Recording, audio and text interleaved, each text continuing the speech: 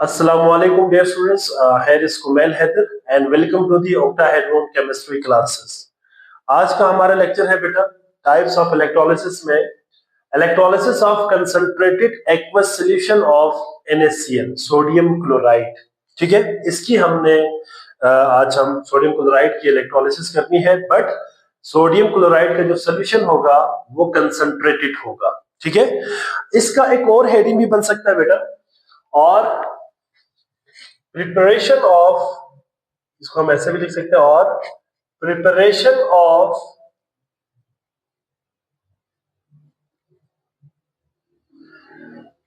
Sodium hydroxide NaOH। आप ये heading भी दे सकते हैं, electrolysis of concentrated aqueous solution of NaCl, या फिर हम इसको क्या कहेंगे बेटा, preparation of sodium hydroxide. Sodium hydroxide को कास्टिक सोडा भी कहते हैं, इसकी प्रिपरेशन है। बहुत ही सिंपल है बेटा, हम इसको यहाँ पे डायग्राम से भी करेंगे और इसके रिएक्शंस को भी डिस्कस करेंगे। पहली बात तो आपने याद रखनी है बेटा कि हम इंडस्ट्री के अंदर सोडियम हाइड्रोक्साइड को या कास्टिक सोडा को concentrated aqueous solution of NaCl की इलेक्ट्रोलिसिस से प्रोड्यूस करते हैं। ठीक है, तो हम यहाँ पे पहला पॉइंट क्या लिखेंगे बेटा, at industrial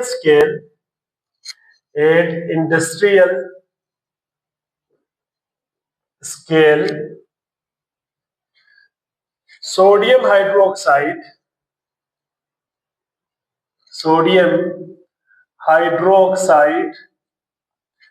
NaOH is prepared by the electrolysis of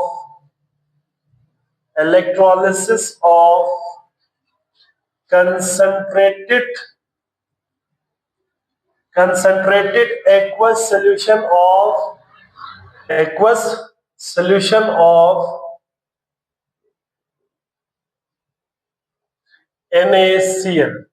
ठीक है, और इसको हम ब्राइन भी कहते हैं बेटा, याद रखिएगा। Concentrated aqueous solution of sodium chloride को हम क्या कहते हैं, ब्राइन कहते हैं। ठीक है, तो ये आपने याद रखनी है। अच्छा जी, हमारा जो यहाँ पे इलेक्ट्रोलिसिस है, इसमें अगर हम डायग्राम को भी साथ साथ बनाए और इसके साथ इसके वर्किंग को भी अंडरस्टैंड करें तो बड़ा सिंपली आपको समझ आ जाएगा कि इसके अंदर होता क्या है। ठीक है, तो हम यहाँ पे डायग्राम को मैं इस साइड पे बना लेता हूँ बेटा, ताकि आपको ये समझ आ जाए आसानी से, डायग्राम के साथ साथ आपको समझ आ जाए। इलेक्ट्रोलिसिस में हम क्या करेंगे बेटा, एक इस तरह की लार्ज वेसल लेंगे। ठीक है, लार्ज कंटेनर लेंगे और इसके अंदर हमने इलेक्ट्रोलाइट लेनी है। हमारा इलेक्ट्रोलाइट क्या है बेटा, सोडियम क्लोराइड का कंसंट्रेटेड एक्वस सॉल्यूशन है। तो हम यहाँ पे यू कैन से ये हमारा इलेक्ट्रोलाइट है बेटा। ठीक है, दीज आर इलेक्ट्रोलाइट, हम यहाँ पे इलेक्ट्रोलाइट ले रहे हैं, और इलेक्ट्रोलाइट के अंदर ना बेटा क्या होगा, सोडियम के आयंस भी होंगे। ठीक है, और क्लोराइड के आयंस भी होंगे। ठीक है, सोडियम के आयंस भी होंगे और क्लोराइड के आयंस भी होंगे।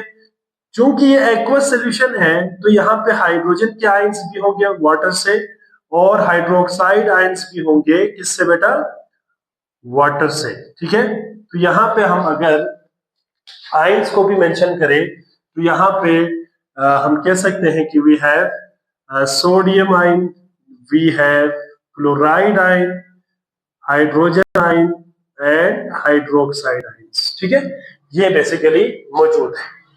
अब हमने क्या करना है बेटा, इसके अंदर दो इनर्ट इलेक्ट्रोड्स डिप करना है, जो कि प्लेटिनम का होगा या फिर ग्रेफाइट का होगा। ठीक है, आप प्लेटिनम या ग्रेफाइट में से किसी एक का आप ले सकते हैं। आपने दोनों इलेक्ट्रोड क्या लेना है, या तो प्लेटिनम का लेना है या फिर इसको आपने किसका लेना है बेटा, इसको आपने ग्रेफाइट का लेना है। ये आपके पास इलेक्ट्रोड्स आ गए बेटा। इन दोनों इलेक्ट्रोड्स को आपने क्या करना है, इस एक्वस सॉल्यूशन के अंदर डिप करना है। ठीक है, अब हम यहाँ पे पॉइंट्स लिखते हैं पहले। ठीक है, यहाँ पे क्या होगा बेटा, द इलेक्ट्रोलाइट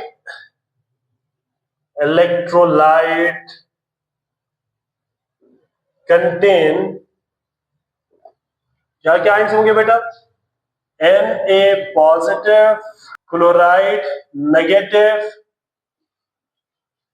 इसके अलावा हाइड्रोजन आयंस पॉजिटिव और एंड OH नेगेटिव आयंस, ये सारे आयंस मौजूद होंगे। अब देखिए ये आयंस कैसे मौजूद होंगे बेटा, ये आयंस इस तरह से मौजूद होंगे। देखिए sodium chloride NaCl solid form में होता है बेटा, ये वाटर में आयोनाइज हो जाती है and they will form sodium Na positive aqueous plus chloride negative aqueous. इसी तरह से जो वाटर होगा H2O, ये लिक्विड फॉर्म में है बेटा, ये भी क्या हो जाएंगे बेटा, आयोनाइज हो जाएंगे, ठीक है, and they will form hydrogen ions H positive aqueous hydroxide negative aqueous, ठीक है, ये मौजूद होंगे हमारे सॉल्यूशन के अंदर।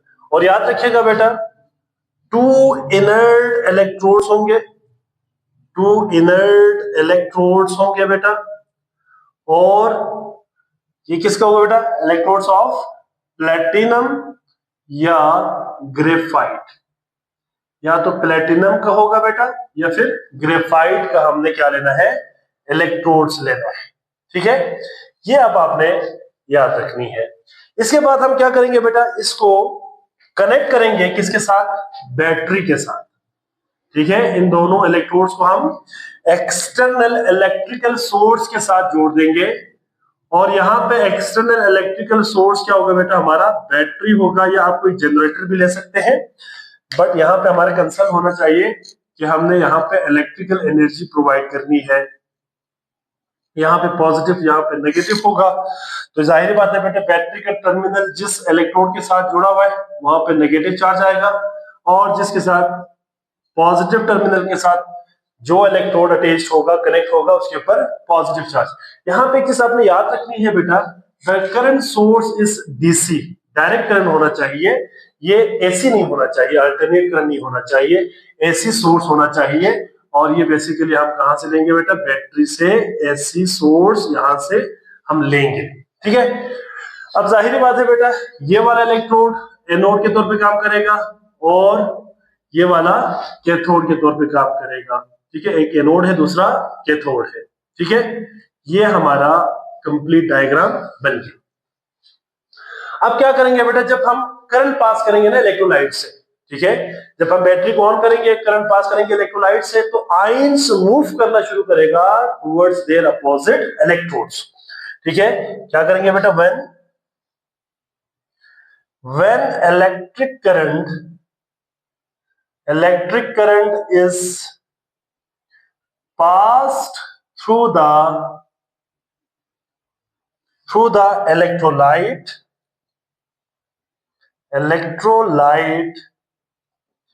then oppositely charged ions move towards their respective electrodes, अपने अपने इलेक्ट्रोड्स की तरफ आयंस मूव करेगा। जाहिर बात है अगर तो कोई कैटाइन है तो वो कैथोड की तरफ मूव करेगा, और अगर एनाइन है तो वो एनोड की तरफ मूव करना शुरू करेगा।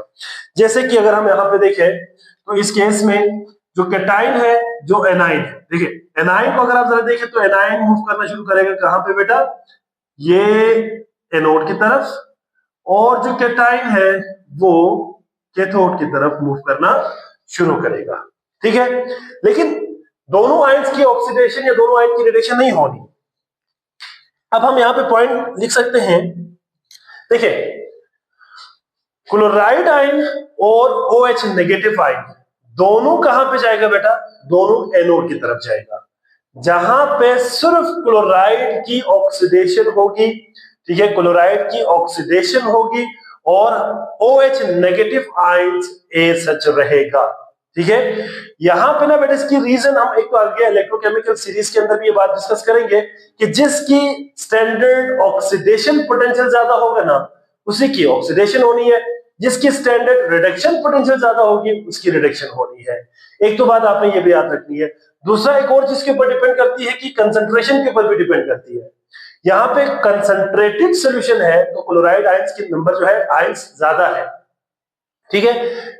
क्लोराइड जो है आयंस में लार्ज नंबर में मौजूद है, तो इसलिए क्लोराइड आयन की प्रेफरेबली क्या हो जाएगी, ऑक्सीडेशन हो जाएगी। तो दो पॉइंट आप इसमें याद रखिएगा। पहली बात यहाँ पे क्लोरीन की जो है यहाँ पे क्लोराइड यहाँ पे क्या करेगा बेटा, अपना इलेक्ट्रॉन लॉस करेगा, ये क्लोराइड है, ठीक है। अब जो क्लोराइड होता है ना बेटा वो इलेक्ट्रॉन लॉस करता है, ठीक है। वो इलेक्ट्रॉन लॉस करके क्या करेगा बेटा, अपने आप को रिड्यूस करता है, ठीक है। अपने आप को क्या करेगा, रिड्यूस करेगा। तो ये क्या हो जाएगा बेटा, क्लोराइड यूकेन से हम कह सकते हैं कि ये एक बेहतरीन हमारे पास क्लोरीन, वैसे क्लोरीन हमारे पास क्या होता है, बेहतरीन ऑक्सीडाइजिंग एजेंट होता है, जो दूसरे को ऑक्सीडाइज करते हैं खुद रिड्यूस होता है। तो यहाँ पे भी हम बात कर सकते हैं कि क्लोरीन की जो है ना बेटा यहाँ पे इलेक्ट्रॉन लॉस करने की एबिलिटी, इस केस में क्लोराइड की इलेक्ट्रॉन लॉस करने की एबिलिटी ज्यादा है, ठीक है। इसलिए ये एक अच्छा क्या होता है बेटा, ये एक अच्छा you can say oxidising agent होता है, ठीक है। दूसरे को ऑक्सीडाइज करते हैं खुद रिड्यूस होता है, मतलब ये अपना जो है इलेक्ट्रॉन लॉस करके अपने आप को रिड्यूस कर देगा। तो यहाँ पे हम सिंपल कह सकते हैं दो रीजन, एक तो क्लोराइड की यहाँ पे अच्छा ऑक्सीडाइजिंग एजेंट है, दूसरा यहाँ पे क्लोराइड की आयंस नंबर में ज्यादा है, कंसंट्रेशन ज्यादा होने की वजह से क्लोराइड की प्रेफरेबिलिटी होती है, ऑक्सीडेशन होती है। हाँ अलबत्ता जब क्लोराइड खत्म हो जाएगा तो फिर OH नेगेटिव की जो है ऑक्सीडेशन शुरू हो जाएगी। तो जब तक हमारे पास क्लोराइड मौजूद होंगे तमाम क्लोराइड यहाँ पे ऑक्सीडाइज होगा। तो हम यहाँ पे पहला पॉइंट क्या लिखेंगे बेटा, both chloride and OH negative hydroxide ions move towards anode where only chloride undergo oxidation to form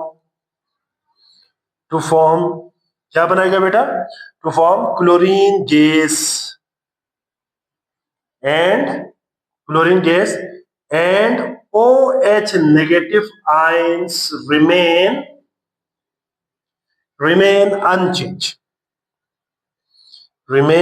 unchanged, ठीक है। ये पॉइंट आपने याद रखनी है, ठीक है।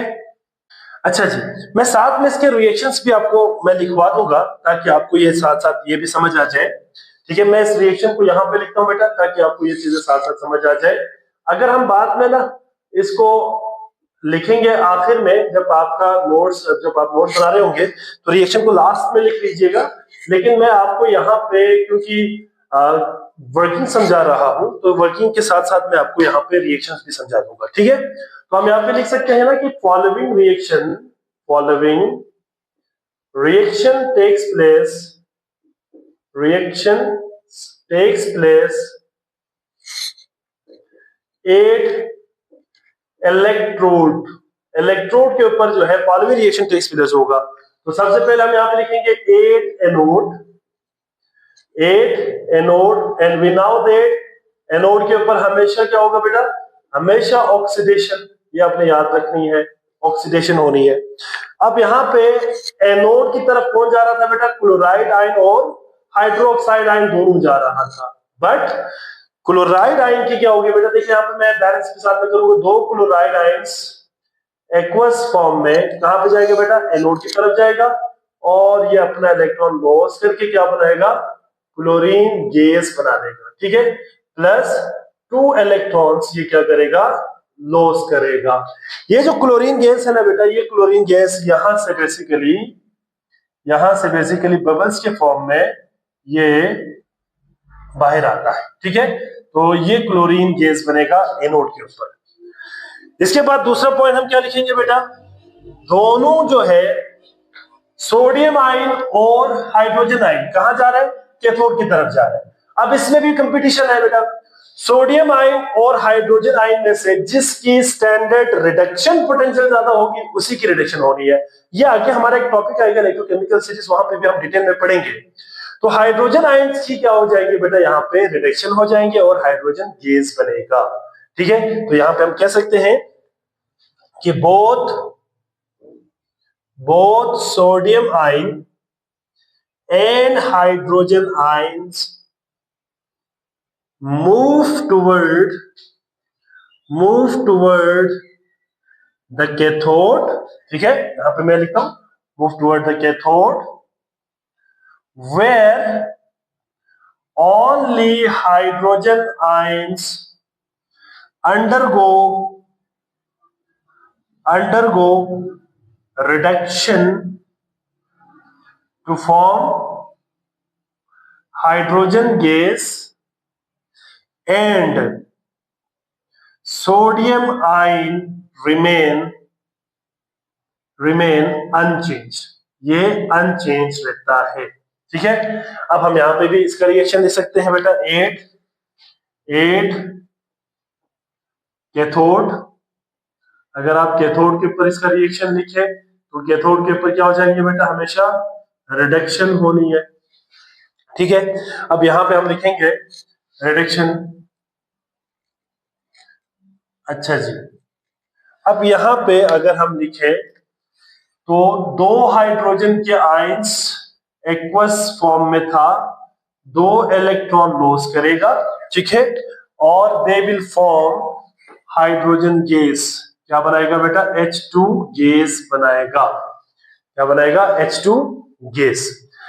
अच्छा जी, अब ये हमारे पास एनोड और कैथोड के ऊपर रिएक्शन होगा और ये हमारे पास बनेगा। इसमें एक चीज आपने और याद रखनी है बेटा, जो इलेक्ट्रॉन यहाँ पे लॉस हुआ है ना बेटा, वो इलेक्ट्रॉन यहां से एनोड की तरफ से कैथोड की तरफ क्या करेगा, मूव करेगा, फ्लो करेगा और वहां जाके इसने रिडक्शन परफॉर्म करनी है।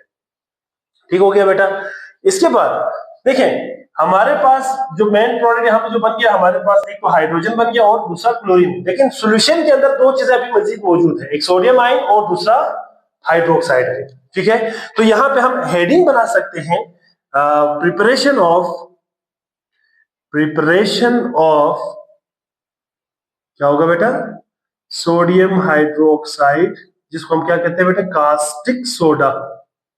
अब ये कास्टिक सोडा बनेगा कैसे, अब देखिए हम कह सकते हैं the solution contain sodium ion and hydroxide ions. ठीक है, क्या होगा बेटा, the solution contain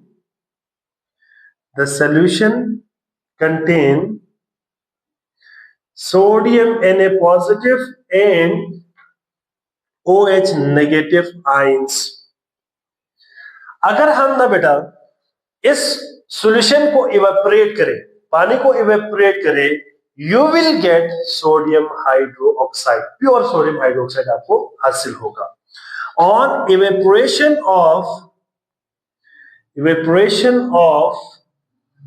water they form, क्या बनेंगे बेटा, प्योर सोडियम हाइड्रो ऑक्साइड। क्या बनाएंगे, प्योर सोडियम हाइड्रो ऑक्साइड बनेंगे। अगर हम इसका रिएक्शन लिखिए यहाँ पे, तो इसका रिएक्शन भी लिख सकते हैं बेटा, देखिए sodium ion Na positive aqueous plus OH negative aqueous. ठीक है, अब ये क्या करेंगे बेटा, दे विल रिएक्ट।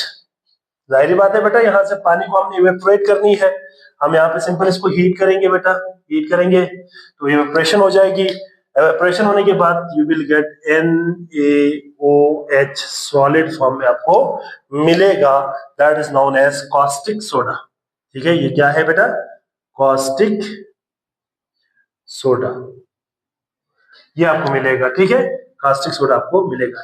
यहाँ पे एक नोट के शक्ल में बेटा पॉइंट याद रख लीजिएगा, ताकि ये एमसीक्यूज में आपको काम आ सकता है बेटा। द प्रोडक्ट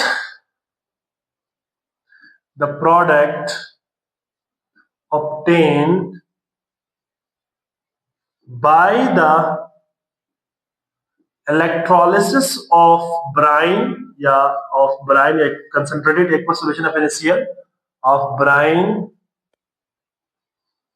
आर क्या क्या है बेटा, एक तो मेन हमारा सोडियम हाइड्रोक्साइड NaOH, दूसरा chlorine as a by product and hydrogen gas, ये हमारा मेन जो है ना यू कैन से प्रोडक्ट्स होंगे। तो इस इलेक्ट्रोलिसिस का एक फायदा ये भी हो गया कि हमें क्लोरीन भी मिल गया, साथ में हाइड्रोजन गैस भी मिल गया विद किसके बेटा, with sodium hydroxide caustic soda के। ठीक है, तो इसका एक स्क्रीनशॉट ले ले बेटा। अच्छा जी, मैं एक दफा इसको क्विकली रिवाइज करता हूं बेटा ताकि आपको ये समझ आ जाए। देखिए हमने बेसिकली आज क्या पढ़ा बेटा, electrolysis of concentrated aqueous solution of sodium chloride या ब्राइन और प्रिपरेशन ऑफ सोडियम हाइड्रोक्साइड। इसमें हमने कहा कि बेटा इंडस्ट्रियल स्केल पे हम सोडियम हाइड्रोक्साइड को क्या करते हैं, इलेक्ट्रोलिसिस ऑफ सोडियम क्लोराइड से हासिल करते हैं। ठीक है, और जो इलेक्ट्रोलाइट होगा हमारा उसके अंदर कौन कौन से आयंस होंगे बेटा, सोडियम क्लोराइड, हाइड्रोजन आयन और हाइड्रोक्साइड आयंस होंगे। ठीक है, इसका मैंने यहाँ पे आयनाइजेशन भी शो किया हुआ है। इसमें जो हमारा इलेक्ट्रोड होगा ना बेटा, वो दो इनर्ट इलेक्ट्रोड्स होंगे, या तो वो ग्रेफाइट का होगा या फिर वो प्लेटिनम का होगा। ठीक है, अब जब हम करंट पास करेंगे ना बेटा इस इलेक्ट्रोलाइट से, तो फिर क्या होगा, आयंस अपने अपने इलेक्ट्रोड्स की तरफ मूव करना शुरू करेगा। अब इसमें हमारे पास मुख्तलिफ किस्म के आयंस है ना, दो केटाइन है तो दो एनाइन है। तो इसमें से वो केटाइन कहां जाएगा बेटा, कैथोड की तरफ जाएगा जिसकी स्टैंडर्ड रिडक्शन पोटेंशियल ज्यादा है, और वो एनाइन एनोड की तरफ जाएगा जिसकी स्टैंडर्ड ऑक्सीडेशन पोटेंशियल ज्यादा है। तो यहाँ पे हमने देखा कि क्लोराइड एनोड पे जा रहा है और हाइड्रोजन जो है वो कैथोड के ऊपर जा रहा है। ठीक है, अब यहाँ पे जो बेसिकली हमारे पास हाइड्रोजन और क्लोरीन गैस बनने के बाद जो चीज बचता है ना बेटा इसमें, वो क्या बचता है, एक सोडियम आयंस Na पॉजिटिव और दूसरा क्या बचता है बेटा, OH नेगेटिव आयंस बचता है। ये दोनों बेसिकली जब पानी को इवेपोरेट करेंगे तो सोडियम हाइड्रोक्साइड की शक्ल में हमें मिलेगा, जिसको हम क्या कहते हैं, कॉस्टिक सोडा कहते हैं। और ये मैंने रिएक्शन लिखा है बेटा, और यहाँ पे एंड में मैंने एक नोट लिखा है, ये एमसीक्यूज के हवाले से इंपॉर्टेंट है। तो आई होप सो बेटा आप तमाम बच्चों को समझ आ गए होंगे। अगर किसी बच्चे का कोई सवाल है या कोई बात समझ ना आई हो तो बेटा आप कमेंट सेक्शन में लाजमी क्वेश्चन करें, इंशाल्लाह मैं आपको वहां पे आंसर करूंगा। अपना बहुत सारा ख्याल रखिएगा।